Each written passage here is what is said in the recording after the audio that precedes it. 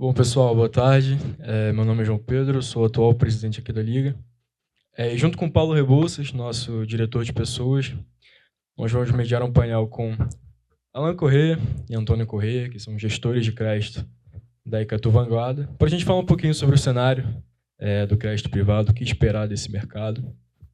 Então, Alan, Antônio, obrigado por aceitarem o convite para participar da 8ª Semana de Mercado Financeiro. Vou passar a palavra para o Paulo, beleza? Fala pessoal, tudo bem? Primeiramente, agradecer também a presença de vocês. Dando início aos painéis, a gente costuma perguntar um pouco de trajetória de carreira, como é que foi do início, desde o tempo de faculdade até a posição que vocês ocupam hoje na Icatu, e o que motivou também a escolha por crédito. Começo mais velho. Boa tarde aí, pessoal. Fiz economia, né, no FRJ.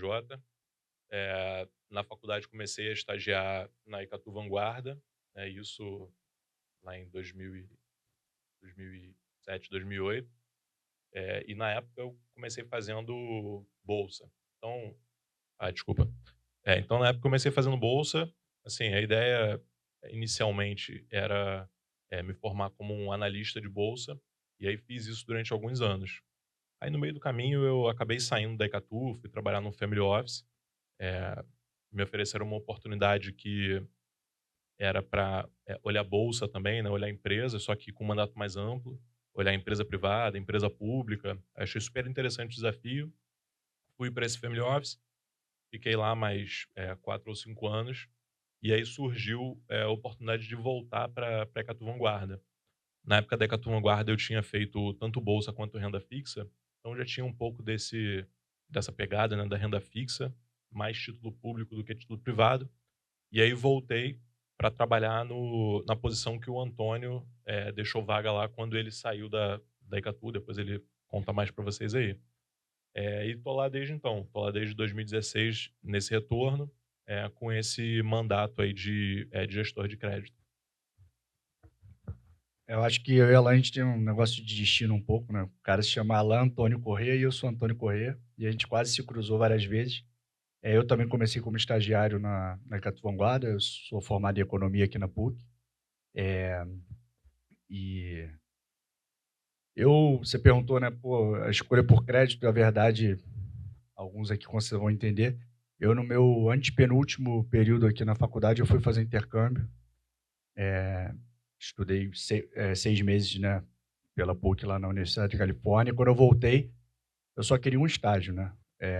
Não escolhi muito, não. E acabei parando nesse estágio que era para analista de crédito na Vanguarda.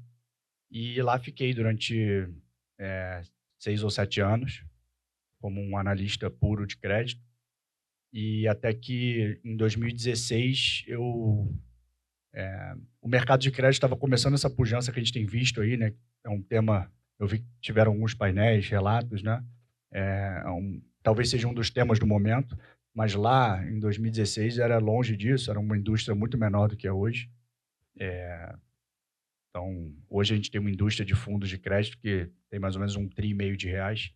Era uma indústria lá em 2016 de pouco mais de 200 bi, 300 bi, então cresceu, multiplicou aí por 3, 4 vezes nesses anos. E algumas poucas casas já estavam começando a fazer um step um pouco adiante, assim, em termos de sofisticação de crédito. Uma dessas casas era a casa que eu me juntei, que era a XP Asset, que era a gestora do grupo, XP, né? E eu então fui para São Paulo, fiquei lá 3 anos, foi quando o Alan chegou para suprir a minha vaga, até que em 2019, início de 2019, quando a Vanguarda resolveu dar esse passo a mais aí em termos de sofisticação de novos produtos, a gente talvez vai falar um pouco sobre isso aqui. O Bernardo, que é o atual CEO, né, até hoje, tinha acabado de virar CEO, tinha decidido por esse passo de sofisticar a gestão de produtos de crédito, me convidou para voltar, e desde então a gente faz a cogestão dos produtos, né, nesses últimos 7 anos aí. Então é isso. Então, na verdade, eu fiz crédito desde sempre. Comecei como um analista puro. Em algum momento eu virei uma espécie de trader, assim, né? Então, basicamente, eu executava limites pré-definidos pela área de crédito, até virar um PM. E o que sempre me encantou, assim, desde o início no crédito, é essa diversidade de temas, né? Então, não tem certo e errado. Tem gente que gosta de se aprofundar mais dentro de um mesmo tema, de uma mesma empresa, né? Então, um cara lá fazer um contraponto assim, né? O cara lá de uma boa casa fundamentalista de equity, de bolsa, ele vai ser talvez uma das 5 pessoas que mais entende de uma empresa no Brasil, né? A beleza do nosso negócio aqui, do nosso desafio diário a gente tem no nosso portfólio, né, Ecatu Vanguarda, hoje mais ou menos 250 emissores diferentes, ou seja, 250 empresas que a gente empresta dinheiro. A gente tem que saber o suficiente de todas elas, sabendo ao longo do tempo quais que a gente tem que estar mais por dentro, né, mais entendendo o dinamismo, o que está acontecendo na margem, quais menos, porque a gente não vai conseguir ter a mesma opinião sobre as 250. E você acaba... A minha esposa diz que é muito chato viajar comigo, assim, vai passando nas estradas, vai chegando nos lugares e, pô, essa empresa já emprestei dinheiro, empresa, sei lá, locação de caminhões, aí passa outra... essa empresa de saneamento aqui a gente presta dinheiro. Pô. Então, eu particularmente acho muito enriquecedor. Assim, é um dia de mundo diverso. Né? Um dia de mundo diverso, então sempre me encantou isso. Não vou negar que em momentos da vida tive minha tentação assim, pela migração. Né? Eu, quando era menino, assim, o tema era bolsa no Brasil, mas acabei sempre ficando por esse prazer assim, desse dia a dia. Então é isso. Então, estou nesses 16 anos, 15 anos, 16 anos, sempre fazendo crédito. E boa parte do tempo na Vanguarda. E agora aí, nesses últimos 7 anos, junto com o Alan, tocando todo o portfólio de crédito. Não, legal. É realmente um diferencial do crédito essa multidisciplinaridade, né? E até um ponto que você destacou algumas vezes que você teve contato com a Liga. Inclusive, nesse ano, você fez um podcast com a Liga, né? Então, acho que seria interessante entender desses últimos 8 meses, o que mudou para a Ecatu, pegando um gancho da conversa que a gente teve, o que mudou na estratégia, no portfólio, no mercado de crédito, o que vocês veem agora como prioridade para diversificar e também providenciar retorno, né? Tá, vou falar aqui, você me complementa. Eu acho que os últimos 8 meses, você falou? Os últimos 8 meses eu acho que aumentou nossa convicção sobre o que a gente tem que fazer para continuar sendo uma das principais casas de crédito do Brasil. Na verdade, é o mesmo tema desde quando eu voltei para a Vanguarda, quando eu citei que o Bernardo tomou essa decisão de sofisticar os produtos, que é o que mais tira o nosso sono. Assim, óbvio que a gente perde o sono quando perde dinheiro, quando alguma empresa vai mal, mas o que mais tira o nosso sono é como que a gente faz para continuar entregando bons retornos para os nossos cotistas em um ambiente em que o mercado de crédito é cada vez mais competitivo. Cada vez mais competitivo leva a você ter menos acesso a bons negócios, né? Os preços ficam mais altos, né? Os spreads de crédito mais baixos. Então, não sei se vocês têm esse número de cabeça, mas hoje são mais de 400 gestores que fazem gestão de pelo menos um fundo de crédito no Brasil. Claro que tem aí gestores que fazem gestão praticamente do próprio dinheiro, mas são 400 gestores, então é muita gente. E aumentou nossa convicção nesses últimos 8 meses, que foram meses de mais captação para a indústria de crédito, mais competição, spreads mais apertados. Então, a gente segue fazendo o mesmo dever de casa que a gente tem feito nos últimos anos todos, que é cada vez ampliar mais nosso horizonte de atuação. Então, por exemplo, a gente já, não sei se eu falei isso no podcast ou não, mas a gente há mais ou menos 4 anos atrás conseguiu começar por fim, depois de muitos anos tentando, uma área de imobiliário. É uma área totalmente complementar, é uma área tocada por outras pessoas, mas uma área que já originou aí mais de R$1 bilhão em ativos para a gente. Originação própria. Isso aí é uma coisa impensável para a gente há alguns anos atrás, né? Os FDICs, né? Não sei se a gente vai falar dessa pauta, mas os FDICs, a gente tinha há poucos anos atrás R$200, R$300 de FDIC. O Alan, hoje em dia, é o responsável pela cobertura de todos os FDICs da casa, a gente tem quase R$2 bilhões de FDIC. E por aí vai, né? Operações mais estruturadas, operações mais ilíquidas. Então, na verdade, eu acho que o que mudou, na verdade, foi o aumento da nossa convicção de que se a gente continuar fazendo o mesmo que a gente fez ao longo da história lá atrás, que é emprestar dinheiro para as empresas mais óbvias do Brasil, correndo, teoricamente, pouco risco. Digo teoricamente porque a gente nunca sabe, né? A loja americana era AAA, né? A Light acho que era dupla mais, sei lá. Mas eu acho que vai acabar, assim. Eu acho que o retorno marginal para o gestor vai ser cada vez menor, porque, no final das contas, o que importa é o retorno para o cotista.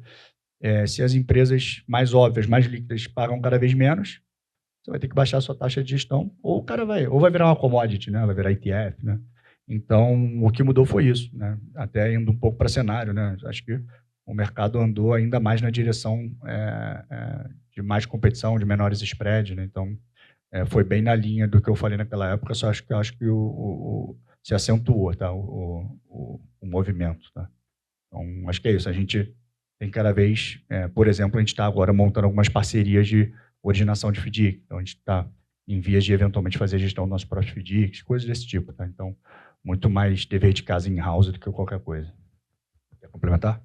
Não, eu quase que só vou, assim, em resumo, né, do que o Antônio comentou. Você tem duas visões, né? Uma, como ele passou, né? Você tem a visão de gestão, que aí é uma visão que realmente no nível de spreads hoje que a gente está lidando, né, nos mais high grade, a gente tem pouca oportunidade de gerar excesso de retorno para os nossos clientes. E tem a visão do negócio. O negócio fica à tua vanguarda. E aí, na visão do negócio, que é uma visão complementar à estratégia, é essa visão que ele, né, detalhou aqui, que é uma visão de que a gente precisa cada vez mais entrar na complexidade. A gente precisa cada vez mais ter originação própria, estruturação dentro de casa, de ativos que a gente consiga capturar esse excesso de retorno para que os produtos continuem sendo produtos atrativos. A gente está agora entrando finalmente, né, talvez, numa nova era do mercado brasileiro, que vocês vão ouvir cada vez mais sobre ETFs.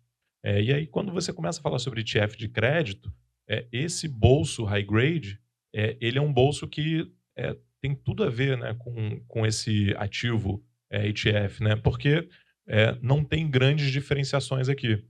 Então, eu acho que o nosso desafio, né, como empresa, né, como gestores, é ir cada vez trazendo mais conhecimento para dentro de casa e mais sofisticação para os produtos. E aí, nessa parte do que está mudando, né, com a tua vanguarda, né, a gente hoje tem um time que é um time muito sênior. A gente tem, eu vou dizer que são 7 pessoas no time de crédito, mas 2 pessoas no imobiliário, que são pessoas com muitos anos de mercado, nós, né, dentro desse grupo de pessoas, e o que a gente está fazendo hoje é trazer vamos chamar aqui de um segundo time, que é um time aí que vai ter aí 5 ou 6 pessoas, que é o time que vai se dedicar mais ao high grade, porque aí você libera o tempo dessas pessoas mais sêniores para que elas se dediquem a essas operações mais sofisticadas.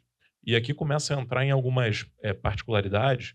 Por exemplo, nem toda casa vai conseguir disputar esse mercado. A gente hoje pode fazer esse movimento porque a gente se tornou uma casa grande. A gente tem 32 bi em fundos que aplicam em crédito privado. Então, um cheque que a gente dá hoje tem cheque de 200, 300 milhões. A gente já parte para uma liga onde a nossa carteira de crédito é maior do que a carteira de alguns bancos médios. Então, a gente já consegue disputar mandato com esses bancos. Então, eu acho que assim, são muitos passos adiante, né? A gente, como empresa, a gente tem que se preparar de forma antecipada. Então, a gente já vai montando essa estrutura hoje para capturar esse movimento que possivelmente pode acontecer nos próximos 3, 4, 5 anos. Acho que era isso aí. Eu queria puxar um gancho, seguindo essa mesma linha que vocês já tocaram e pensando também em referência lá atrás, vocês têm várias primaveras de mercado.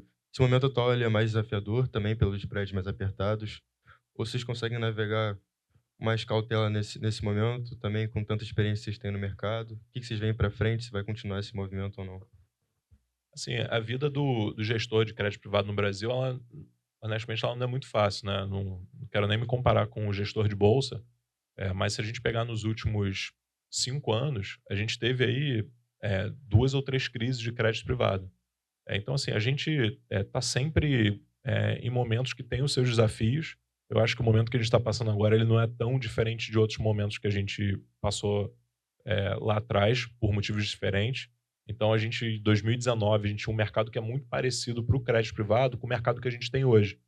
Que era o início do mesmo movimento que a gente está passando agora. Lá em 2018, 2019, a gente tinha um movimento de crescimento dos fundos de crédito privado, e aí você começava a entrar numa disputa de ativos com alguns bancos, que começou a ter um achatamento de spreads provocado aqui pelos fundos de crédito privado. A gente está nesse mesmo momento hoje. O mercado de capitais cresceu muito rápido, que foi a estatística que o Antônio deu, né?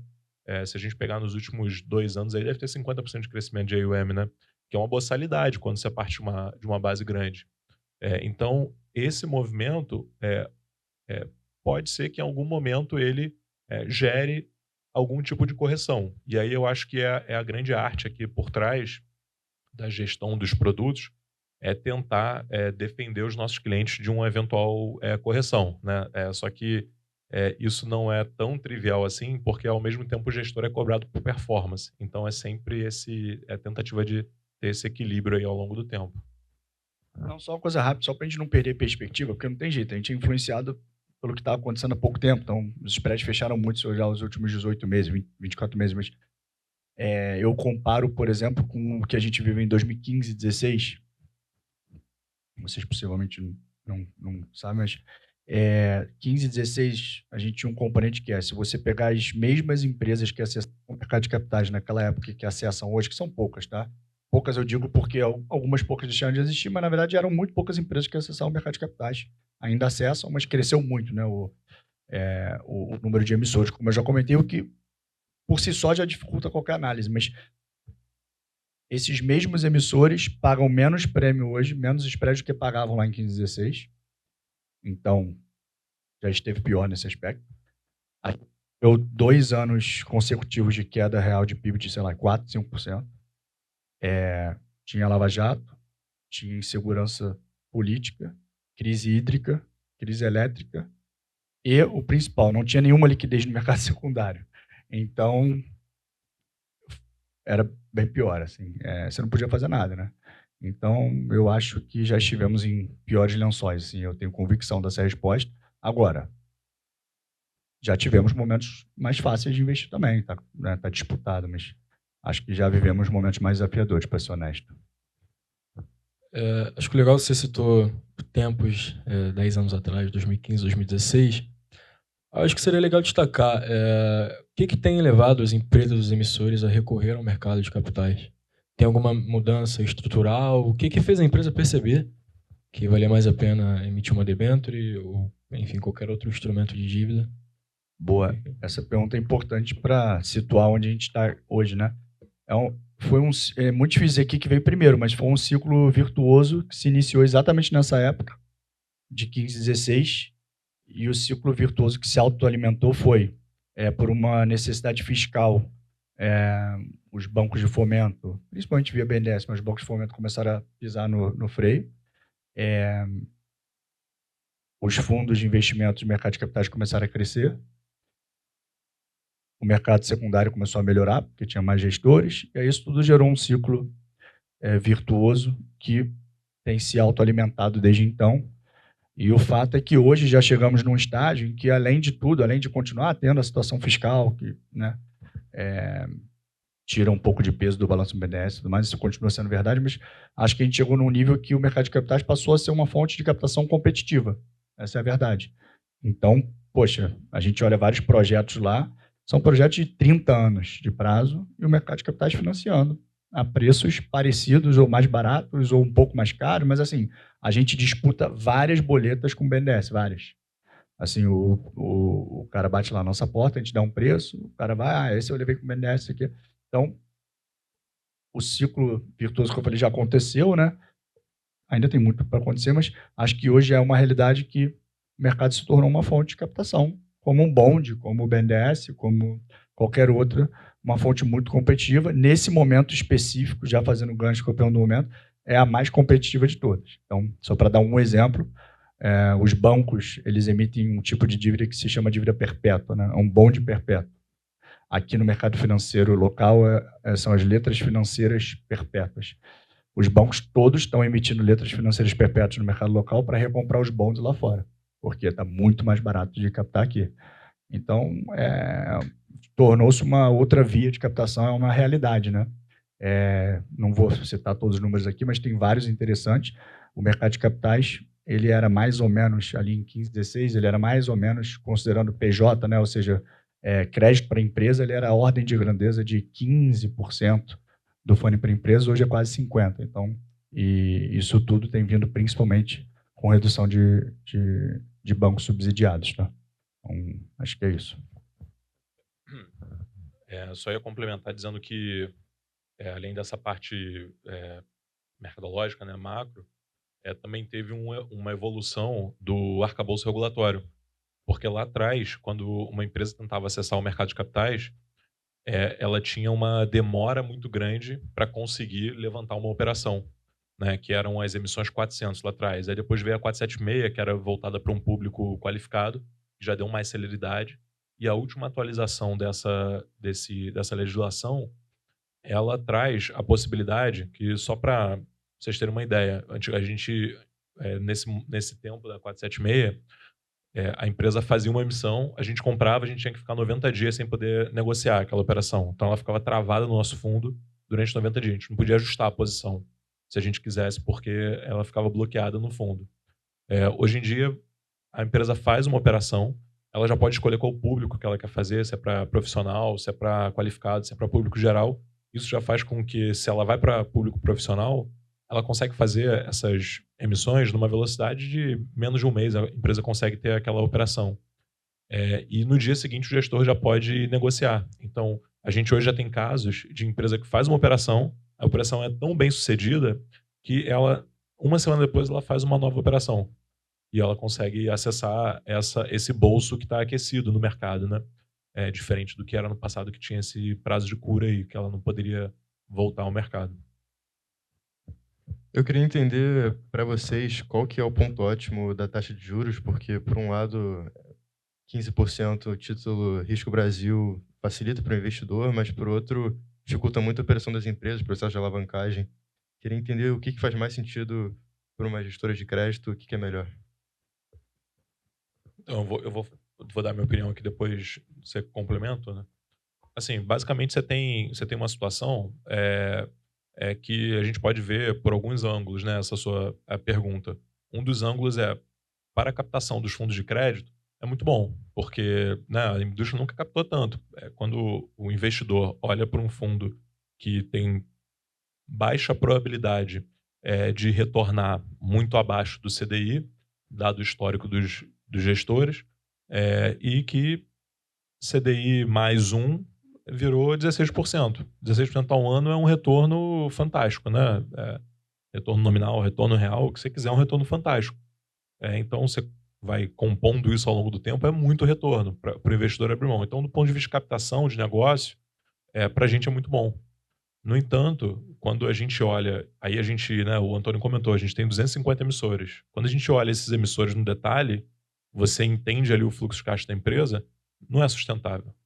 São poucas as empresas que conseguem parar de pé com esse nível de juros, né? Porque você já começa a entrar num nível de juros que é muitas vezes quase que o custo de capital da empresa. A gente, em algumas reuniões que a gente faz, a gente chama a turma de bolsa, e a gente até brincando uma vez, falando lá de perpétua de um banco, o gestor de bolsa estava lá na reunião, ele falou assim, pô, não quero comprar ação não, quero comprar essa perpétua aí, porque para ganhar isso eu prefiro estar na dívida. Então, assim, realmente eu acho que se torna uma dinâmica sustentável. Qual que é o ponto de equilíbrio? Aí acho que depende de outras coisas, né? Mas eu diria que, do que a gente viu no passado, um nível ali de 10% ao ano de juros é um nível que é bom para os fundos de crédito e é um nível que talvez seja mais palatável, né, para as empresas que estão, de fato, pagando essa conta. Não, eu acho só assim, é muito difícil. Eu acho que eu já respondi essa pergunta, acho que no ano passado aqui, acho que no podcast também. Mas no Brasil as coisas mudam muito rápido, né? Então eu, por exemplo, lá atrás tinha uma opinião de que juros muito altos eram ruins. Eu achava, minha experiência assim, dizia que para captação, para a empresa não tem nada adicional. 15%, assim, vai ser uma empresa ou outra que sobrevive, mas assim, no longo prazo. Mas eu tinha para mim muito claro que era juros muito baixos. O pessoal tenta ir para mais vol para tentar agregar um pouco de alfa. Juros eram intermediários, aí chame como quiser intermediário, sei lá, 8, 9, 10, 11%. Era muito bom para o fundo de crédito. E aí quando você chegava lá, 14, 15%, o pessoal só queria LCI, LCA, CDB, né? Só que aí, por exemplo, em dezembro de 23, a gente teve uma nova legislação que simplesmente fez com que a emissão de CRIs, CRAs, LCA desabasse. Restringiu-se muito o lastro, né? Então, Hoje em dia, 15% virou um ponto muito bom para captação de... Mas essas coisas mudam, né? É até difícil responder, mas tem sido claramente muito positivo para o fluxo, né? A captação está muito, muito forte, né? Bom, legal. E a título de curiosidade, quando os juros estão baixos, né? Vou dar aqui um exemplo, 2022, juros a 2%. Bem diferente do CDI a 15%, né? Então, nesse cenário, vocês se veem mais lenientes em relação a risco? Porque, assim, a Icatu é mais voltada para high grade, mas quando os juros estão mais baixos, vocês se permitem tomar mais risco para também gerar bons retornos? Como é que é o outro lado quando os juros estão baixos? Pô, eu nunca tinha pensado, é interessante essa pergunta. Eu diria que há mais leniência quando há mais fluxo de captação. Então, hoje eu acho que o mercado é razoavelmente leniente, com juros a 15%. Cada um com seu grau, com as suas opiniões. Eu acho que a gente faz parte disso. Se você quer manter sua alocação, você tem que baixar um pouco a barra. É um momento que eu gosto de falar que é um momento muito pró-emissor, né? Ou seja, quer financiar esse cara? Vai ter que botar prazo mais longo, vai ter que aceitar isso sem garantia. Então, eu diria que hoje, com juros a 15%, há muita leniência. Então, não acho que... Eu acho que é quase... A gente estava até trocando ideia ali, né? Eu acho que incrivelmente, no Brasil, é quase que inversamente proporcional. Eu acho que se os juros fossem lá para baixo hoje, tudo me leva a crer que a gente veria um fluxo de resgate na indústria de crédito. Porque, cara, são 3 anos ininterruptamente... mentira, tiveram alguns poucos meses ali, mas... de aplicação dos fundos de crédito e de resgate do fundo de multimercado, de bolsa. Então, acho que se a gente entra num vento favorável aí de pró-Brasil, captação de bolsa e multimercado, acho que sai de crédito, assim. Então, eu diria até que hoje, né, do jeito que está o mercado, eu diria até que seria um momento inverso, assim. Acho que se os juros caíssem rápido, assim, eu tendo a achar que seria um momento até de trazer um pouco da barganha que está com o emissor para nós gestores, né? Acho que a baixa leniência acho que a baixa exigência está agora, assim, para ser sincero, tá? Quer falar? Não, acho que é isso. Não, só, assim, realmente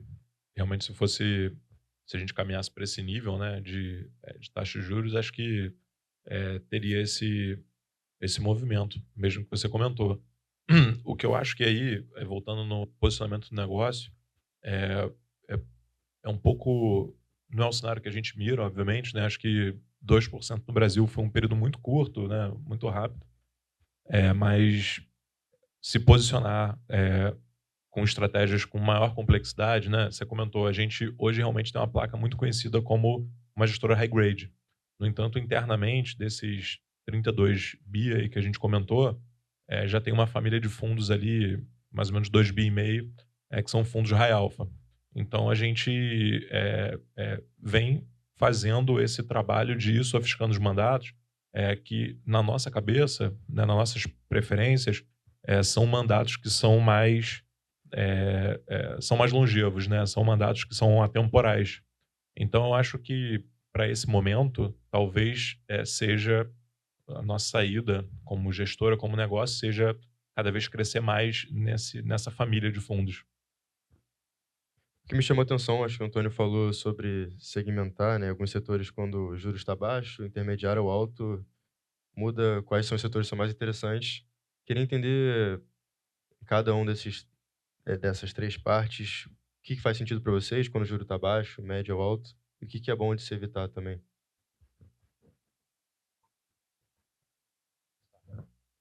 Eu estava falando mais de instrumentos, você está falando de setores, né? Só para setor da economia. Assim, a beleza do crédito, eu falei que são 200 e tantos emissores, mas são 1.500 ativos diferentes, tá?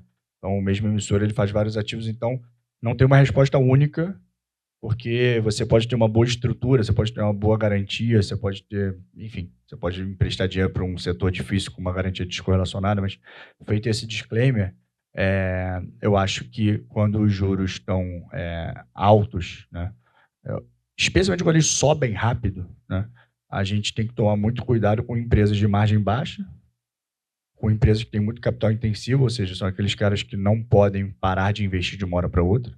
Então, vou dar um exemplo aqui que a gente estava em comitê agora. A gente estava em comitê de manhã de uma empresa que ela faz serviço de apoio marítimo para plataformas de petróleo. Você olha lá a geração de caixa operacional da empresa, gera muito caixa. Aí quando você vai para a parte de investimento, é um investimento muito grande que ela não pode deixar de fazer. Na verdade, aquele investimento ali é parte do operacional daquela empresa. Então, é uma empresa capital intensiva, uma empresa que não pode parar de investir. Ela quer continuar existindo, ela tem que investir. Então, empresas que investem muito, capital intensivo, empresas de margem baixa, empresas muito alavancadas, ou empresas que têm algum tipo de descasamento entre juros no ativo e no passivo. Então, só para não ficar muito não tangível aqui, por exemplo, vários, não sei se todo mundo, que é uma pauta que tem ficado na moda aí, o tal do consignado, né? Mas o crédito consignado é um crédito pré-fixado, né? Então, os bancos emprestam uma taxa pré-fixada e captam dinheiro no mercado a uma taxa CDI mais alguma coisa. Várias dessas empresas, em algum momento, ficaram com um problema muito grave de fluxo de caixa quando o juro subiu rápido. Elas emprestaram pré-fixado, estavam lá travadas, captaram pós-fixado, só que captaram pós-fixado a 8, o juro foi para 15. Então, eu citaria esses são setores, né? Então, quem tem algum tipo de descasamento entre juros pré e pós, quem é muito alavancado, quem tem margem muito baixa, quem tem capital muito intensivo. Essas são as empresas que ficam mais ameaçadas com juros altos. Por consequência, são empresas que se beneficiam, são empresas que, teoricamente, pagam mais prêmio, e são empresas que se beneficiam. Então, por exemplo, a gente fez um desinvestimento recente numa empresa que é uma empresa que a gente gosta muito, que acho que posso falar que entrou nenhum. A gente parou, depois de muitos anos emprestando dinheiro para a Movida, né, aluguel de veículos, a gente parou de emprestar, apesar de a gente achar que operacionalmente é uma baita empresa, apesar de achar que ela tem um posicionamento muito interessante, que ela tem uma marca importante, a empresa que nesse nível de juros ela não é viável. Ela não é viável.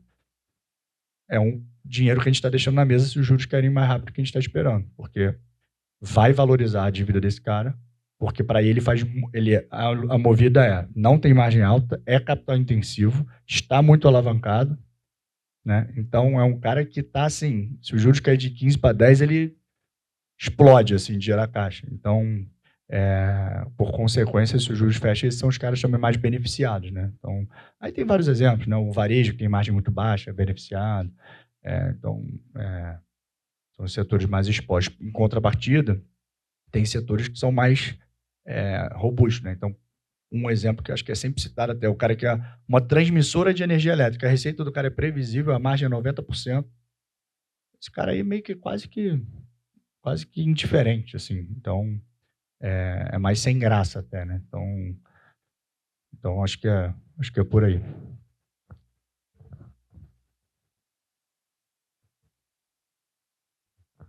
Não, boa. Não, tranquilo, obrigado.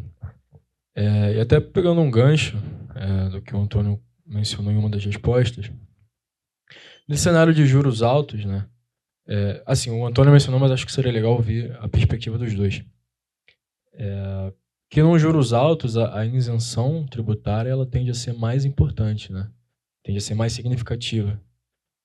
Só que agora está sendo discutido o fim da isenção para LCI e LCA, por exemplo, né? E aí, nesse sentido, vocês acreditam que esse fim da isenção pode trazer uma maior atratividade para o crédito privado? Como que vocês enxergam a questão de demanda por títulos com fim da isenção de letras financeiras? Assim, dentro desses ativos, né, eles já foram, de certa forma, cercando esses ativos, essas emissões bancárias.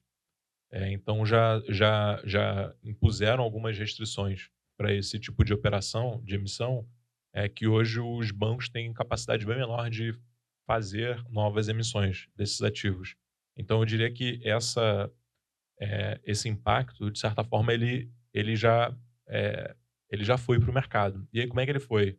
Ele foi via o que seria o alternativo. Aí, qual era a alternativa para esse investidor?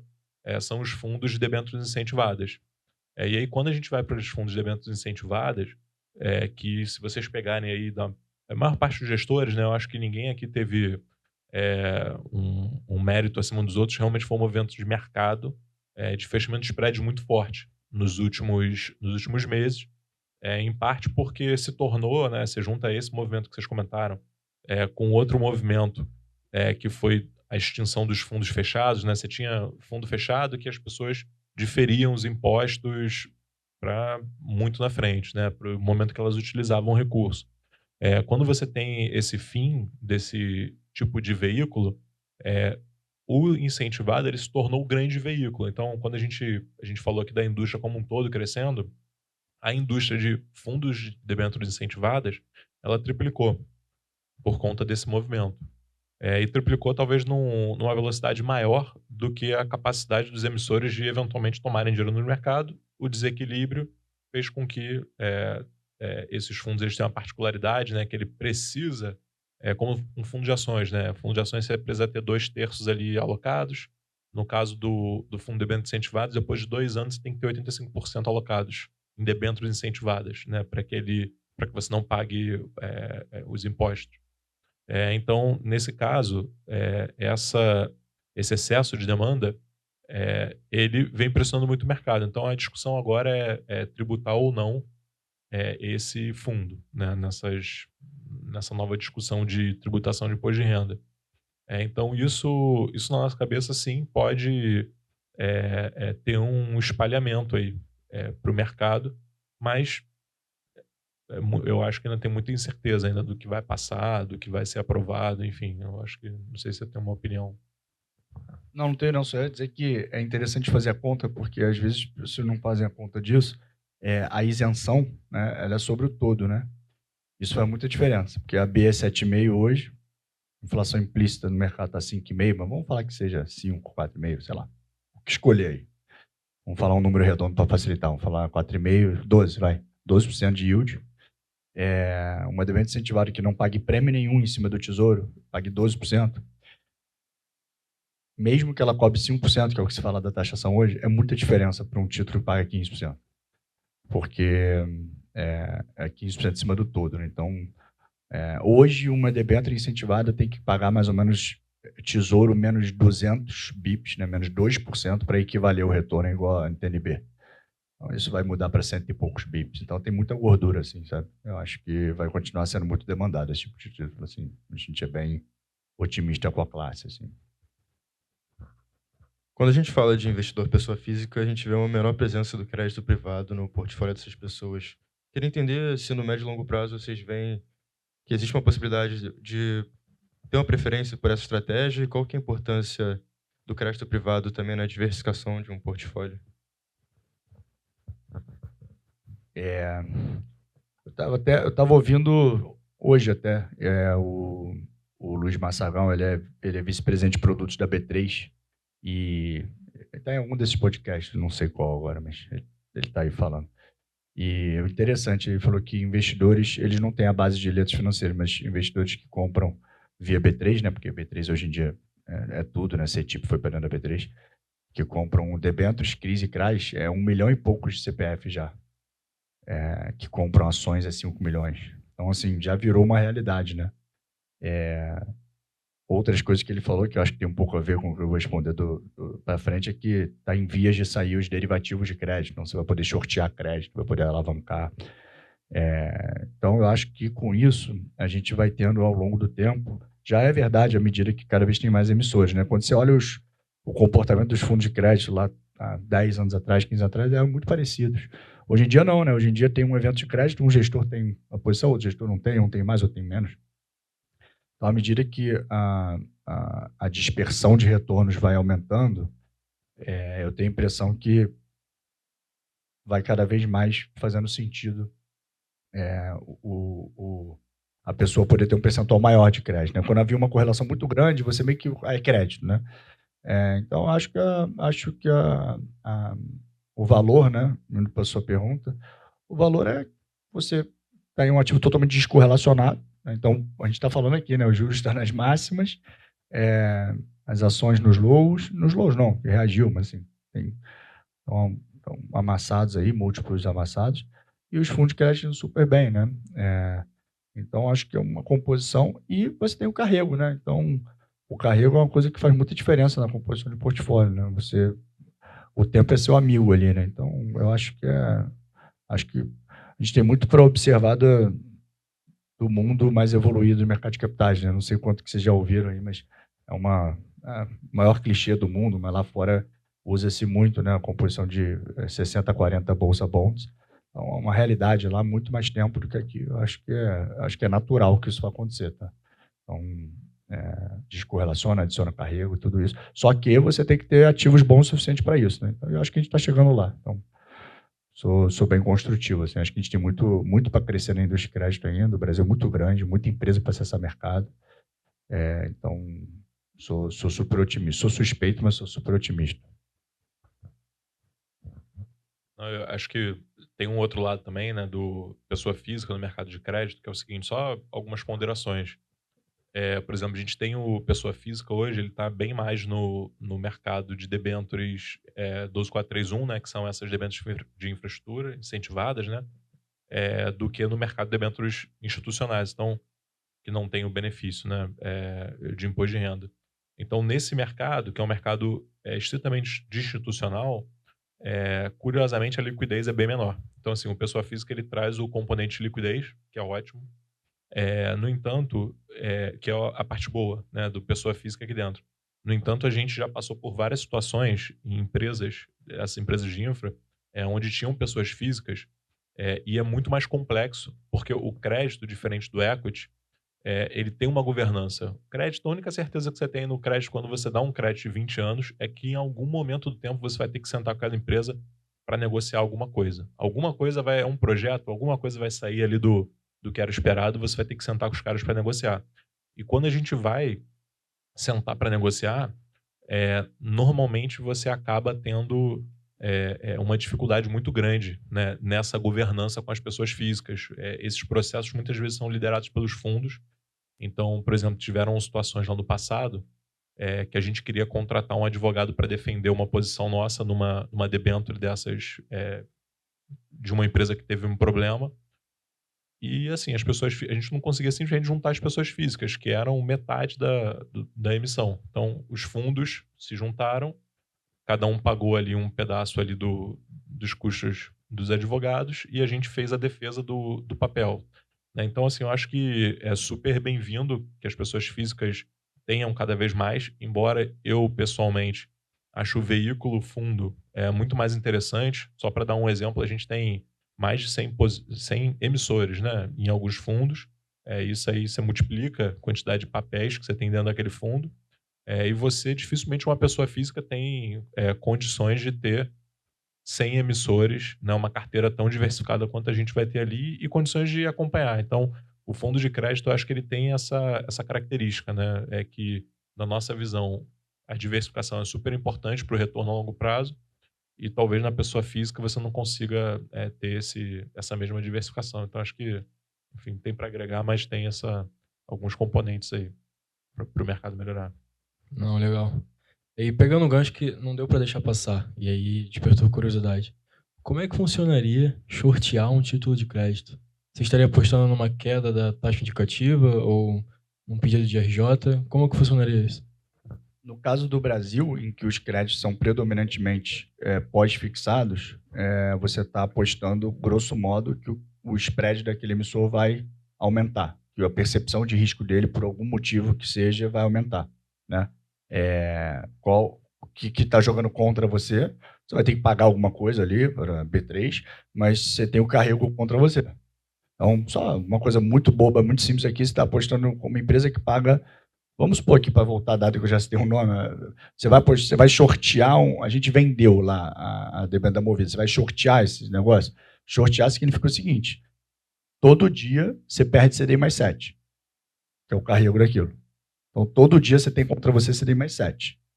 Então, difícil, né?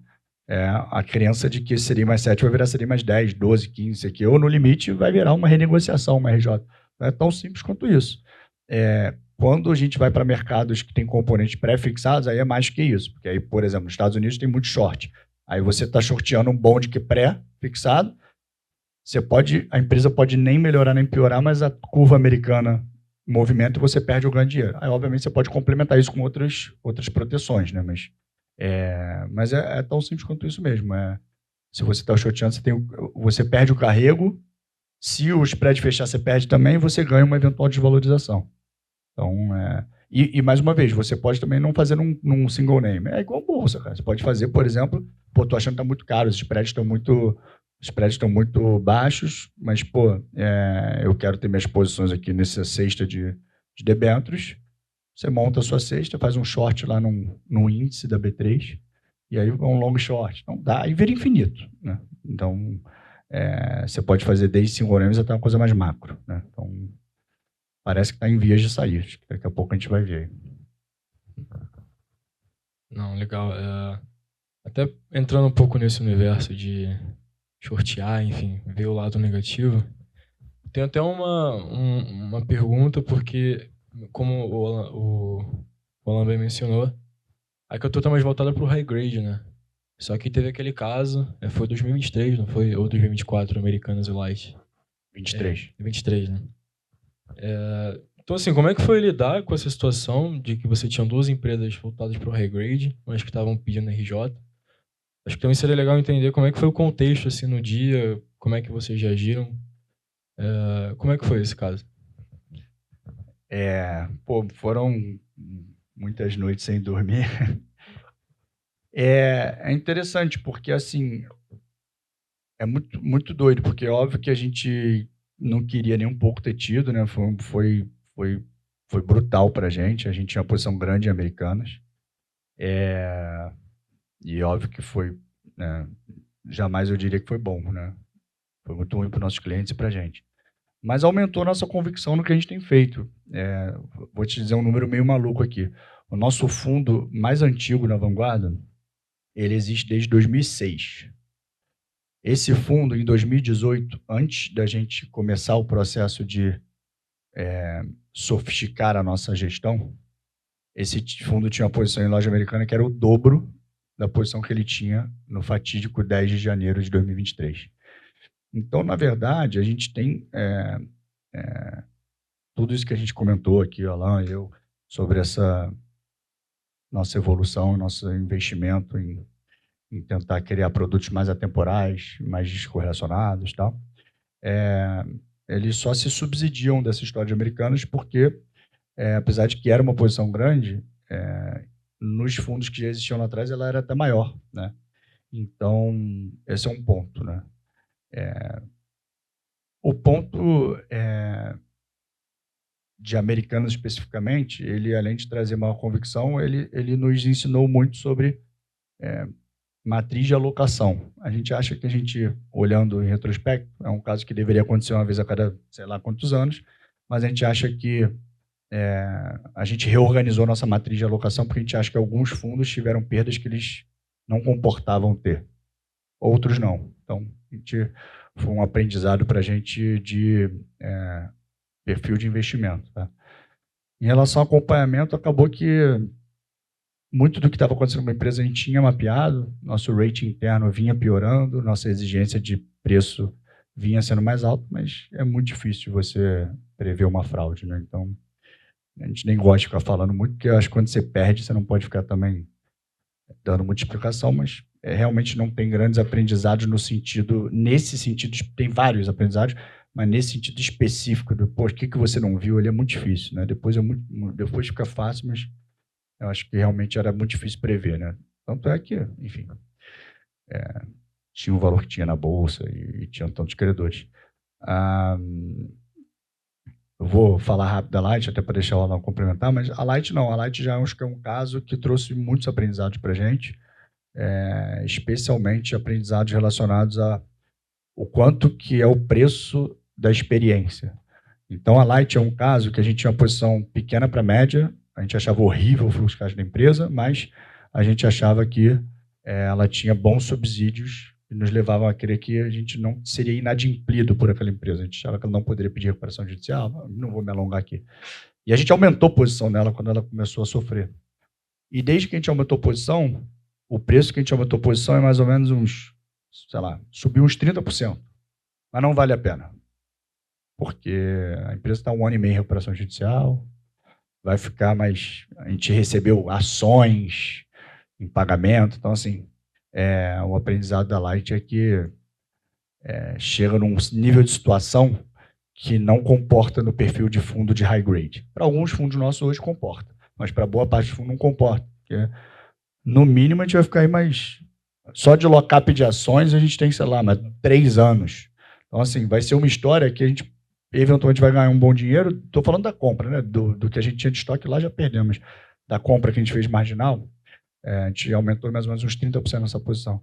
A gente vai ganhar dinheiro, possivelmente, mas a gente vai ter ficado 4 anos nessa história, né? Então, com muita volatilidade, com muitas incertezas, um uso do tempo louco, assim, quantidade de reunião maluca. Então, o da Light acho que tem mais aprendizados. Mas, sério, o que eu acho mais importante de tudo é isso que eu comentei primeiro, que aumenta a nossa convicção de conseguir diversificar mais, de trazer mais ideias, porque a Light e a Americanas, por acaso, são emissoras que a gente investe, acho que desde 2010. Então, assim, ia estar lá de toda forma.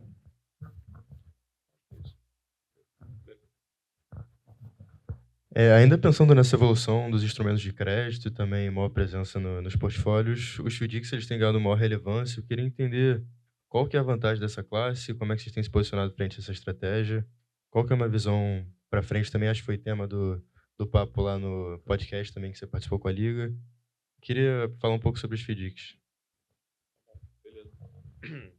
Então, a gente lá na Icatu Vanguarda, a gente tem um perfil, né, meu, do Antônio, que a gente, ao longo do tempo, a gente vai, dentro dos portfólios, a gente conseguisse printar aqui um histórico de quanto é que a gente tinha lá em ativos bancários, ativos corporativos, ativos incentivados, né? Isso pensando dentro do mesmo fundo. Ao longo do tempo, a gente vai migrando muito entre uma classe ou outra. E isso aí vai muito no nosso call de gestão. A gente acha que tem valor nessa gestão ativa. Os FDICs, particularmente, eu acho que tem muita gente hoje fazendo FDIC. A gente vê esse mercado super pujante, né? Como você... acho que por isso a pergunta, né? O mercado está super pujante, tem muita gente nova fazendo isso. O que aconteceu no mercado de debêntures, né? Que essa desbancarização, né? Você pega um custo de capital de um banco, o cara pagando 45% de IR, todas as travas que um banco tem, às vezes faz sentido o veículo, fundo de investimento, ser quem está concedendo o empréstimo ali. Quando a gente vai para os FDICs, é um movimento muito parecido o que tem acontecido, né? E aqui em diversos segmentos. Por exemplo, tem um originador que a gente tem falado, vocês devem ter acompanhado aí, que agora tem uma nova modalidade de empréstimo de consignado privado, né? Que é aquele crédito ao trabalhador. Você pega lá um dos maiores originadores, é uma startup lá do Nordeste, o cara tem 16% de share no que está sendo originado. Então, assim, realmente você tem movimentos que são movimentos que os bancos tradicionais talvez estejam perdendo um pouco de espaço para esses originadores, que hoje, com o advento da tecnologia, eles têm muito mais capacidade de originar esses créditos, né? Então, o processo todo digital é um processo leve, porque ele não tem um legado do banco. Então, eu acho que com cada vez mais as pessoas mais digitalizadas, talvez a gente tenha cada vez mais esses fundos sendo detentores, porque você tem mais gente originando, mais gente com capacidade de originar. Quando você imaginar, né, que um produto desses, que tem lá todos os bancões competindo, ia ter um cara, que provavelmente nenhum de vocês nunca ouviu falar, que tem 16% de share do mercado. Então, eu acho que assim, é uma classe que já cresceu bastante, mas tem muita coisa para evoluir. E quando você fala em FDIC, por mais que pareça ser uma coisa só, tem muitas estratégias diferentes aqui dentro de FDICs, né? Então, o que a gente faz lá na Icatu Vanguarda é quase que uma seleção dentro dessas operações de FDIC, né? Uma curadoria do que a gente acha que tem ali de perfil para os nossos investidores e o que a gente acha que tem bom risco-retorno. E é o que a gente tem construído ao longo do tempo. Algumas teses que a gente entende que hoje ainda tem um excesso de spread super interessante em relação ao risco. Quando a gente olha algumas operações dessas de FDICs, né, tem uma operação que a gente entrou recentemente, que se você disser ali que só de subordinação o cara já sai de 25% de subordinação, ou seja, a carteira tem que ter uma perda de 25% para que a cota sênior sofra alguma coisa. Só que todo FDIC, normalmente, você tem uma coisa chamada excesso de spread. O que é o excesso de spread? O FDIC ele tem um ativo e um passivo. O ativo é o quanto aquela carteira rende, o passivo é o quanto custou para ele fazer aquela captação daquele recurso. A diferença dessas duas coisas é o excesso de spread. Aí tira custo, tira outras coisas aqui, mas, grosso modo, é isso.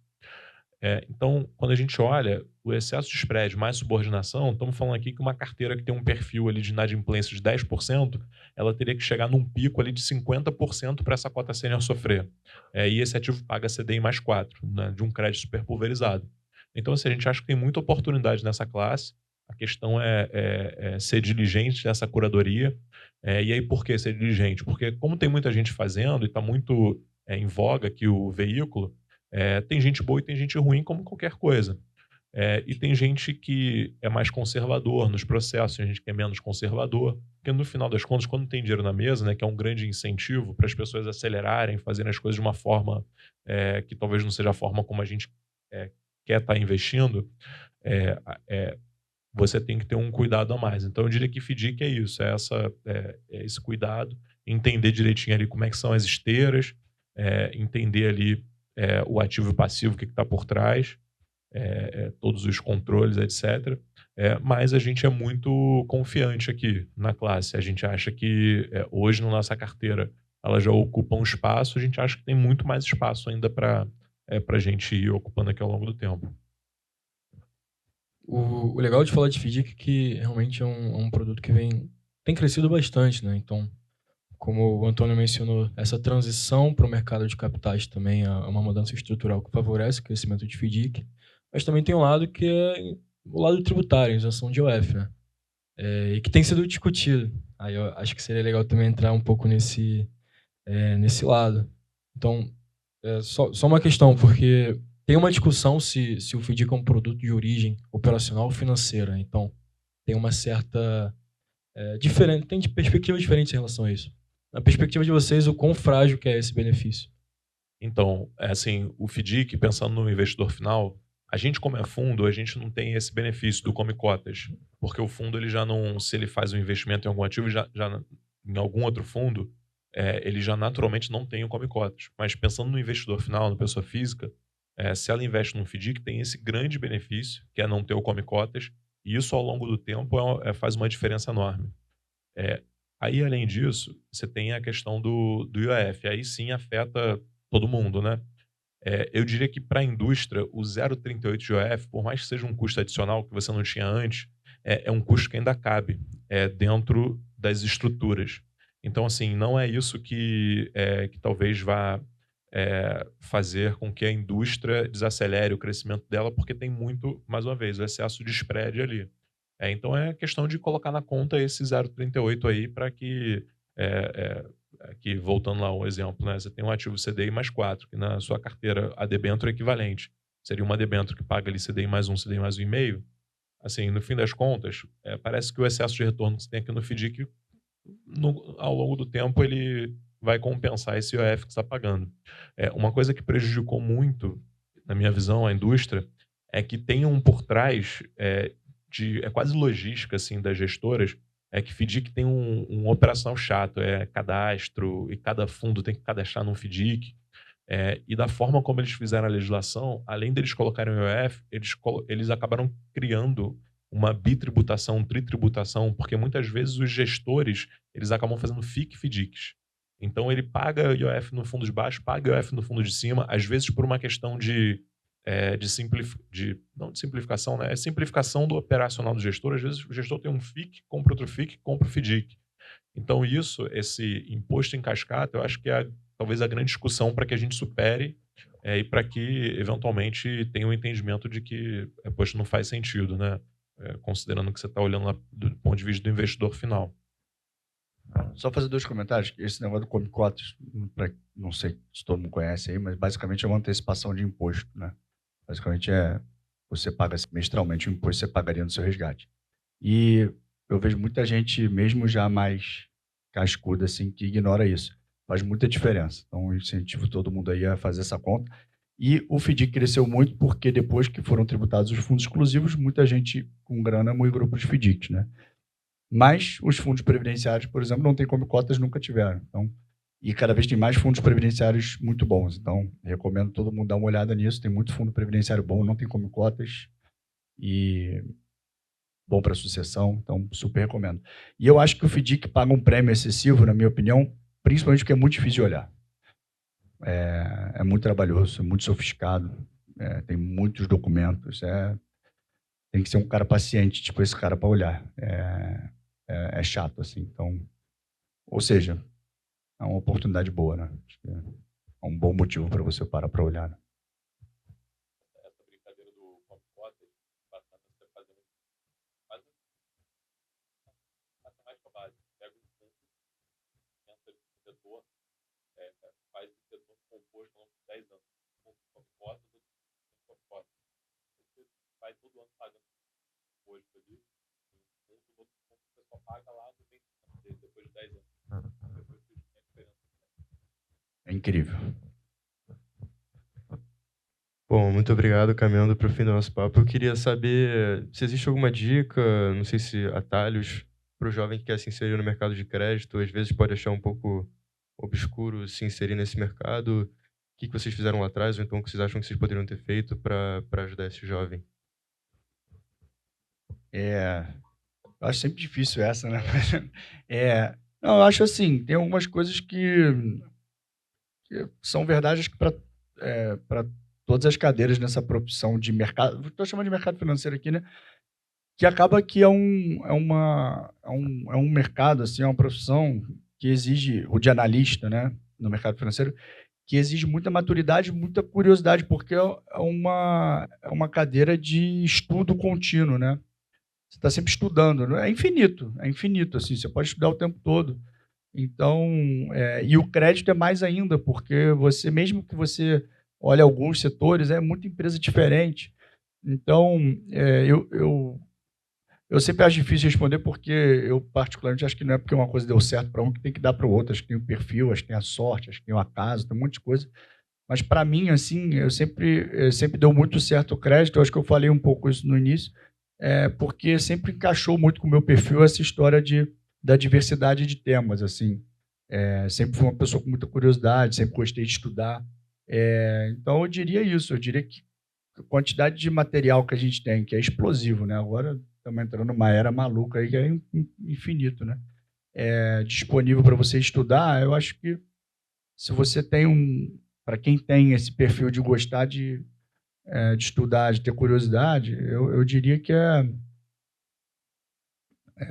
ir explorando, né? Eu acho que tem muita coisa interessante, né? O Brasil tem seus problemas todos, mas o Brasil é um lugar muito legal para olhar crédito, porque é um país muito grande, cara. E tem essa empresa que ele falou, cara, os caras visitaram a gente ontem, ela estava falando da Meu Tudo, né?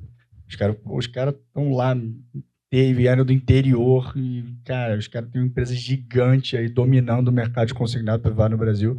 Então, o Brasil, eu sempre falo, o Brasil é muito grande. Então, acho que é isso, curiosidade, estudo. E eu falei, acho que eu falei lá você está falando do podcast lá com a Tinoco, é isso? O Eduardo, né? Bom. Tocantins, Eduardo Tocantins, não sei. Então, Tinoco não, Tocantins. Então, eu acho que eu respondi isso, né? Eu acho assim, uma coisa que eu evitaria, é uma coisa meio da minha cabeça, que meio maluco, mas eu evitaria muito de pegar coisa pronta, assim, sabe?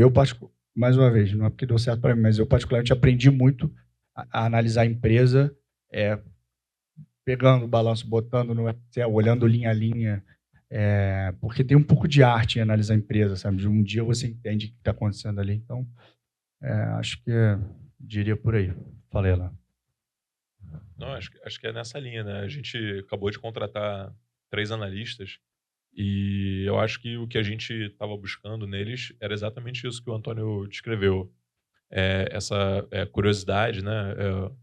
O analista, eu acho que ele tem algumas características que ele demanda ali uma organização, né, da pessoa.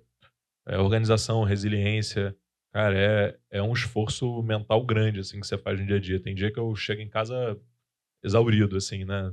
Que você passa o dia ali pensando, estudando. Então, acho que tem que gostar muito. realmente daquilo ali que você está fazendo, senão acho que não prospera nessa área. Se dedicar a ler, estudar, e aí, assim, eu acho que você tem uma quantidade de material hoje maluca, né? Que é o que você estava comentando, né? Talvez na nossa época não tivesse essa mesma oferta de material, de podcast, né? Enfim, de livros. Então, acho que, não sei se tem um caminho fácil, mas a verdade é que talvez para vocês seja mais difícil do que foi para gente. Quando eu fui fazer um processo de estágio lá em 2007, não tinha... Ninguém chegava sabendo fazer um valuation. A verdade é que a galera que a gente pega hoje, o cara chega já sabendo fazer um valuation, né? Tem todas as suas limitações ali, né? Que já não falta às vezes a experiência, mas a turma já chega entendendo o que é um balanço, o que é uma empresa. Então eu acho que talvez nesse sentido vocês tenham uma concorrência bem maior do que a gente teve lá atrás para entrar nesse mercado. Então acho que façam aí todos esses desafios que vocês puderem, se dediquem. Eu vejo, falando aqui pelas pessoas que a gente entrevista, né, conversa, eu vejo que matemática financeira é um negócio bobo, né? As pessoas às vezes não têm uma bagagem tão forte. A gente acha, especialmente para gente que está em crédito ali, renda fixa, é um negócio que é super relevante. A primeira coisa que a gente faz com as pessoas quando entram lá, bota o cara na cadeira e fala assim, ó, vai precificar todos esses títulos aqui. Então, aprender precificação de títulos, né, que são coisas que às vezes despertam ali um pouco desse racional matemático que você precisa ter. Então, acho que é por aí mesmo. Não sei se tem caminho fácil não, mas acho que é por aí. Perfeito. Eu fico me enganando de que eu ia me adaptar aos novos tempos, porque eu não ia passar em nenhum processo de estágio se fosse que nem hoje em dia. Tá bem competitivo. Para fechar, queria abrir aqui para o pessoal, se alguém tiver alguma dúvida que quiser perguntar, excelente oportunidade.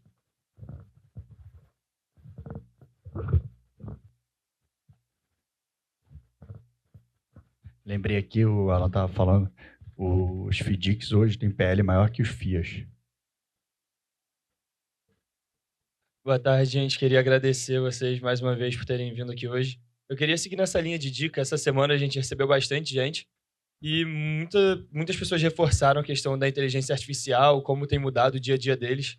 Eu queria primeiro perguntar para vocês o que vocês acham que isso tem mudado no dia a dia de vocês, como que vocês estão usando isso na Icatu Vanguarda, e também o que vocês acham que essa galera jovem pode acrescentar em relação a isso, se a galera está chegando já preparada, utilizando isso, se dentro da casa vocês estão tentando implementar alguma novidade para adaptação em relação a isso? Boa pergunta, hein? Aproveitar, dar parabéns, né? Muito, muito legal a agenda aí da semana, muito bacana. Obrigado pelo convite. A gente há 2 anos atrás, a gente contratou quase que num experimento ali, né? Esse tema tem feito assim, né? A gente contratou uma pessoa que hoje é um coordenador lá dentro para poder ajudar a gente nessa parte de dados, tá? E quando a gente contratou... Qual que é o teu nome, cara? Felipe. Quando a gente contratou, a nossa ideia era que esse cara ajudaria a gente a cobrir as empresas com um apoio tecnológico de dados, de programação bom. Então, só para dar um exemplo, a gente queria saber, antes de sair o resultado de uma empresa que é uma empresa de geração eólica, só para dar exemplo, a gente queria saber se tinha ventado no parque dela. Se a gente soubesse se tinha ventado, a gente ia saber mais ou menos se a receita foi melhor ou pior. Então, é uma ideia muito mais de tentar, num mundo tão avançado, estar na frente, ou pelo menos estar empatado com quem faz bem, né? Esse cara não fez nada disso ainda. Ele já está com 5 funcionários debaixo dele. Foi acontecendo, acho que a gente teve o mérito de achar a pessoa, teve a sorte, teve o mérito de dar o primeiro passo, mas muito por mérito dessa pessoa, a área está com 6 pessoas e ele nem começou a chegar perto de fazer isso. Então, hoje foi migrando, aí já é uma equipe de tecnologia misturado, de analista de dados, desenvolvedores e tudo mais, que estão fazendo de tudo menos isso. Então, só para dar um exemplo, a gente, até a chegada desse cara, todos os ativos que a gente tinha na carteira, a gente não precificava, mais de 1.000 e tantos ativos. A gente olhava, não vou querer me alongar, mas só para tentar dar um exemplo, a gente olhava uma carteira de um fundo e aí falava assim, pô, esse fundo rendeu assim estranho, não estava esperando isso. Só que pensa que não é uma carteira com 5 ações, é uma carteira com 1.000 e tantos ativos. A gente, cara, que estranho, ia linha a linha, tentando achar o erro. Às vezes dava meio-dia e a gente, caraca, tá aqui. O administrador marcou errado esse ativo, aí liga para o administrador, Hoje em dia, simplesmente, em 1 minuto, às 7 da manhã, todos os ativos da casa são precificados automaticamente pela calculadora montada por ele, com muito uso de tecnologia, e pronto. Deu uma diferença de preço, já cruza, já manda e-mail automático, enfim. Esse é um dos exemplos. Tem um monte de outros, de relatórios, de base de dados, de baixar carteira, enfim, de tudo um pouco. Chegamos até agora no primeiro uso da IA, que foi a sua pergunta. Então, um dos analistas está desenvolvendo uma leitura. A gente tem hoje o que? Uns 30 FDICs, 40 FDICs na casa? Então, o que acontece? A gente tem FDIC, cada FDIC é administrado por um administrador. Cada administrador tem um relatório diferente. Aí esse cara está desenvolvendo uma ferramenta que, através de inteligência artificial, o robô vai lá, lê o documento, expurga as informações que a gente quer ter, para ter uma padronização, e aí tem um relatório final, que é um relatório padronizado com as informações de todos os FDICs. Aí já é uso de IA. Essa mesma IA está sendo usada para... Então, cara, virou uma coisa assim que é muito engraçado. A gente, uma vez por mês, tem reunião de pipeline com o coordenador, e aí ele bota assim, pautas para escolher próximo mês. Sério, são 2 folhas assim, a gente vai ticando. Só que uma coisa que a gente aprendeu, pelo menos eu, não sei, o Alan até tem mais intimidade que eu, porque ele tem acompanhado mais esse processo que eu, mas é outro, apesar da gente falar de IA, né, é engraçado, mas, cara, é outro tempo, assim, tipo assim, esse relatório que o cara está desenvolvendo, ele está desenvolvendo há 4 meses. Aí depois que fica pronto é uma bazuca, mas assim, cara, é engenhoso o negócio. Então, sim, a gente inclusive resolveu, essas pessoas de tecnologia, até o 3º ou 4º membro ficavam debaixo do Alan e de mim. A gente resolveu dar uma cadeira para o Diego, que foi o primeiro que a gente contratou, que virou o coordenador, e hoje em dia a gente tem uma área de tecnologia na Vanguarda, com 6 pessoas, porque a gente é uma asset multimesa, então uma pessoa para cada uma das mesas, e aí é uma área independente que vai atendendo as nossas demandas. Então, eu diria, vou falar aqui chovendo molhado, eu não tive a oportunidade de estar aqui outros dias, mas tenho poucas dúvidas que deve ter sido esse o escopo, obrigatório, cara. E aí, respondendo a uma das suas perguntas, eu não acho... eu acho que cada vez os candidatos chegam mais preparados, né? Eu estava brincando que eu não passaria na entrevista, mas eu acho que tem aí uma oportunidade de ouro, cara, que é o novo inglês, assim, cara. Tem que saber, não é só o básico, tem que saber bem, e vai ser, talvez a geração de vocês seja o limiar, assim, acho que das próximas, com certeza, vai ser pré-requisito para contratação do tipo programação avançada, eu não acho que é básico, sabe? Porque virou... Acho que não vai ter mais espaço, talvez não seja curtíssimo prazo, mas sei lá, eu fico pensando, daqui a 10 anos, eu acho que não vai ter espaço para um cara como eu que uso lá o ChatGPT, pô, sabe? Eu acho que vai ser exigido muito mais, e eu acho que a galera ainda não está pronta, não. A gente já vê cada vez mais galera chegando com, Python, coisa do tipo, mas, mais avançado, assim, acho que ainda tem um caminho. Quem conseguir se adaptar é difícil, tem muita coisa a fazer, mas acho que vai sair na frente, cara. Quer falar? Só ia comentar que, assim, é transformacional pra gente, né, na atividade, até de análise mesmo. Você pega, por exemplo, o que o Antônio estava comentando, diferente de uma ação, a ação ela é um bicho que tem um contrato padronizado. Então, quando você comprou uma ação no novo mercado, você já sabe o que você vai esperar daquela ação, né, em termos de características. Quando você vai para uma dívida, ele falou que a gente tem 1000 ativos na casa. Cada ativo desse tem um documento de 80 páginas, que é uma escritura. Aí você vai para um FDIC, ele tem outros documentos acessórios, ou uma dívida, tem outros documentos acessórios que são das garantias. São assim, cada instrumento, tem instrumento desse aqui que tem 500 páginas de leitura para você ir ali olhando e avaliando aquele documento. Além de tudo mais que você tem que fazer em relação à avaliação da empresa. Então, assim, essa ChatGPT da vida, se você conseguir unir a experiência no sentido de o conhecimento de avaliação com essas ferramentas, eu acho que você tem uma bazuca na mão. Porque, né, hoje, quando eu comecei a usar o ChatGPT para ler esses documentos, eu comecei ali com os prompts básicos. Hoje em dia eu já tenho um negócio lá de 2 folhas que eu rodo. Não é que eu vou pegar o resultado daquilo ali e beleza, é isso aqui. Mas já é uma primeira leitura. Já faço uma primeira leitura, eu já sei que é mais ou menos aquilo ali. Aí dali eu vou checando o documento lá, mas com um cara que já me ajudou ali. Em 5 minutos ele já leu aquilo tudo, já resumiu, já buscou na internet. Então, assim, eu acho que tem um mundo de coisas pra gente fazer aí, né? Então, acho que tá só Tá só começando. Mas, mais uma vez, assim, eu acho que não vai ser só tecnologia. Só tecnologia, a gente pega a galera lá de tecnologia. Tem coisas que a gente precisa adaptar para falar com o cara. Assim, esse analista que o Antônio comentou, que está fazendo esse leitor dos PDFs, ele completamente ignora o que está dentro ali do PDF. O negócio dele é programar lá e fazer os códigos dele. É aquela tela preta o dia inteiro aberta lá. Então, assim, o resultado final, ele ainda demanda muito conhecimento, conhecimento de análise, conhecimento de, né, entender ali qual é o resultado que você está querendo buscar. Então, essa composição desses dois conhecimentos, que eu acho que talvez vai ser o maior desafio que vocês vão ter, né? Assim, dado que seu tempo é limitado. Então, acho que são coisas que tem que caminhar junto aí.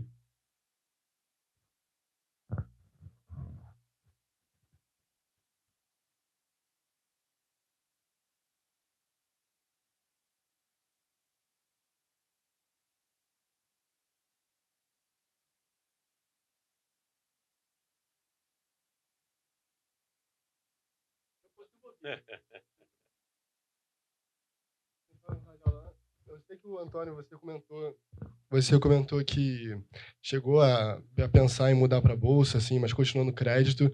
Eu queria saber se na carreira toda de vocês, em algum momento vocês pensaram em, assim, mudar totalmente de carreira ou mudar no foco dentro da própria economia. O que segurou vocês, se isso aconteceu, e se conversando com outros profissionais da área, vocês veem que é comum, assim, dentro da carreira toda da pessoa, a pessoa querer mudar de carreira devido a... Eu sei que em todas as áreas de economia, sei que é muito demandante, sei que cansa bastante, eu queria saber, enfim, se isso em algum momento aconteceu com vocês, o que segurou? Não, eu sempre, desde o início, gostei muito de crédito, como eu falei. Sempre comparei com o mercado lá fora e tinha... lá em casa, minha esposa fala, cara, eu lembro de você falando, molequinho e tal. Sempre falei que o mercado de crédito ia crescer muito, então acho que eu acertei nesse aspecto. Mas não vou mentir que eu não tive tentações. Então, em algum momento da minha carreira, a galera de equity ganhava muito mais que a galera de crédito. E principalmente na minha época de XP ali, era uma época muito pujante ali, né? XP com opções de partnership, a galera de equity indo muito bem, crescendo. Então, foi um momento que eu tive a oportunidade e considerei, assim. Eu acabei ficando, honestamente, por uma mistura de feeling com gostar muito realmente do que eu fazia. Mas a minha tentação foi, honesto com você, foi puramente por achar naquele momento ali que financeiramente eu poderia ganhar mais dinheiro, mas acabei ficando assim pensando em longo prazo. Então, foi isso. Nunca cogitei de sair do mercado. Realmente eu dei assim, honesto, eu dei essa sorte, cara, porque, como eu falei, eu tinha 1 ano para me formar quando eu voltei do meu intercâmbio e eu ia aceitar o que me oferecessem, cara. E parei no crédito ali. Eu fui o segundo estagiário da Vanguarda, então era uma época que esses processos todos que a gente faz aí, né, a gente nem tinha, era bate-papo e o cara recomendava e dei essa sorte e parei ali numa cadeira que eu sou apaixonado, cara. Então, dei essa sorte de pegar um mercado crescente numa cadeira que eu gosto muito. Minha único momento que eu cogitei realmente foi ali, tiveram 2, 3 anos ali de pós, né, crise 15, 16 ali, que foram muito fortes para o mercado de equity no Brasil, né? Então, foi um momento que era quase que automático, né? Todo mundo era quase que um sonho comum, né? Então, eu não passei imune a isso. Era jovem também. E você chegou a mudar também, né? Então, eu também, assim, quando você é muito novo, eu acho que na época eu nem ouvia muito falar, né, em analista de investimentos e tal. Então, não era uma coisa que me encantava. E antes de fazer economia, eu fiz 2 anos de matemática. Então, eu fiz estágio pra caramba, cara. Eu fui, de 6 em 6 meses, eu fui migrando de estágio. Então, eu estagiei numa área de produtos da Michelin. Estagiei numa área de planejamento estratégico da Losango, aquela financeira, né? Que depois foi comprada e tal. Que mais? Aí estagiei também no Corecon. Aí fiquei uns 3 meses lá e vi que realmente setor público não era muito minha praia. Dei monitoria no PH também, nessa época, fazia matemática, aí fiquei dando monitoria no PH. Então, assim, rodei bastante coisa. Fui vendo que inicialmente eu achava que eu queria ser professor de matemática. Então, o primeiro trabalho, na verdade, quando eu comecei a faculdade, comecei a dar monitoria. Aí depois eu vi que não era o que eu queria. Me botaram para dar aula em umas turmas do que antes era o 8º ano, agora talvez seja o 9º ano. Aí eu já perdi o encanto ali na hora, assim. A galera me assustou. Então acho que eu rodei várias coisas. Aí quando eu cheguei na Icatu, que eu comecei a estagiar, o primeiro estágio foi em bolsa, eu achei incrível o negócio, cara, porque era tipo assim, pô, vão me pagar pra eu ficar aqui o dia inteiro estudando. Eu falei, caramba, que maneiro esse negócio. E aí depois quando você aí vai muito da sua aptidão, né? Quando você vai entendendo ali os negócios, as oportunidades de conhecer negócios, pessoas, realmente é uma coisa muito bacana. Então, nunca pensei em sair dessa área de investimentos, né? Foi sempre dentro dessa área de investimentos aí. Bom, pessoal, chegando no fim do nosso painel, acho que para quem já veio na CMF conhece, a gente sempre faz sorteio de um livro no final. Mas antes, queria fazer um anúncio. O nosso processo seletivo está aberto até domingo, então, para quem tem curiosidade, interesse em aprender mais sobre o mercado financeiro, a Liga é uma ótima oportunidade. Claro que eu sou suspeito para falar, mas digo de coração. Além disso, fica aqui o convite também para visitarem os estandes dos nossos patrocinadores, né? Inclusive a Icatu. Então, a Gabriela está representando a 20 lá fora, o Gustavo está representando a Icatu também, eles são bem abertos, então fique à vontade para tirar dúvida, conhecer as casas do mercado financeiro. Quem sabe vocês não descobrem que queiram trabalhar lá, né? Então, fica aqui o convite, pessoal. Peço que vocês escolham o número de 1 a 55. Tem número da sorte aí? É 55? 55. Foi? Foi ou foi? Saiu? Aí, viu? Bom, pessoal, muito obrigado. Galera. Obrigado pelo convite.